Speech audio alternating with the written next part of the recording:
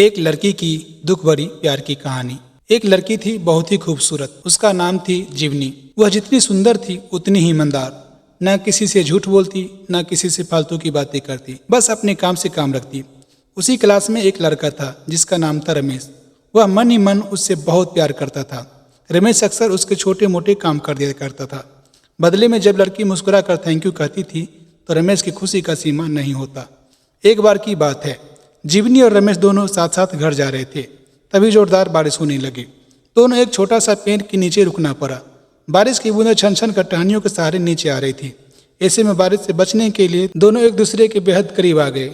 जीवनी को इतने करीब पाकर रमेश अपने जज्बातों पर काबू न रख सका। उसी समय रमेश ने जीवनी को प्रपोज कर दिया। जीवनी भी मन ही मन उसको चाहती थी, इसलिए वह भी राजी हो गई और इस तरह दोनों का प्यार परवान पर चढ़ने लगा।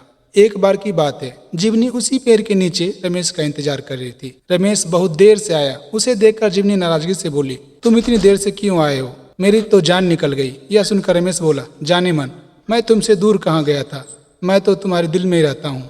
तुम्हें यकीन ना हो तो अपने दिल से पूछ लो। रमेश की इस प्यारी सी बात को सुनकर जीवनी अपना सारा गुस्सा भूल गई। वह दौड़ कर रमेश से लिपट गई। एक दिन दोनों लोग उसी पेड़ के नीचे बैठे बातें कर रहे थे। जीवनी पेड़ के सहारे बैठी थी और रमेश उसकी गोद में सर रखकर लेटा हुआ था। तभी जीवनी बोली, जानू, अब तुम्हारी जुदाई मुझसे बर्दाश्त नहीं होती। तुम्हारे बिना एक पल भी मुझे 100 साल के बराबर लगता है। तुम मुझसे शादी कर लो, नहीं तो मैं मर जाऊंगी।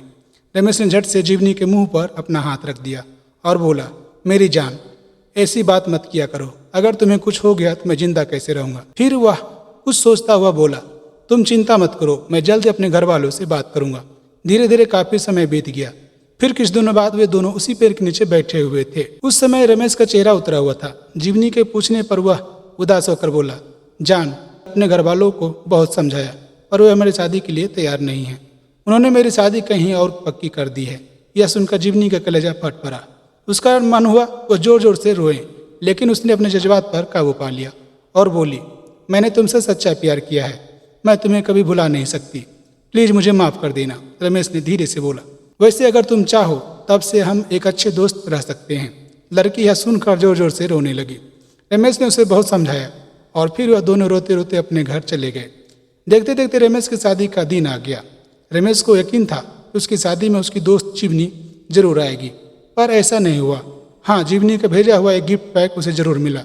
रमेश ने कांपते हाथों से उसे खोला। उसे देखते ही रमेश बेहोश हो गया। गिफ्ट पैक में कुछ और नहीं, खून से लथपथ लड़की का दिल रखा हुआ था और साथ में मिली थी एक चिट्ठी जिसमें लिखा हुआ था, अरे पागल, अपना दिल तो लेते जा, वरना अपना पत्नी को क्या देगा। तो दोस्तों, जिंदगी का सबसे खूबसूरत एहसास प्यार ही है, जो हमको, आपको, हर किसी को हो सकता है, पर क्या हम उसको अपना पाते हैं? कभी हम गलत तो कभी साथी गलत, दोनों सही तो घर वाले गलत।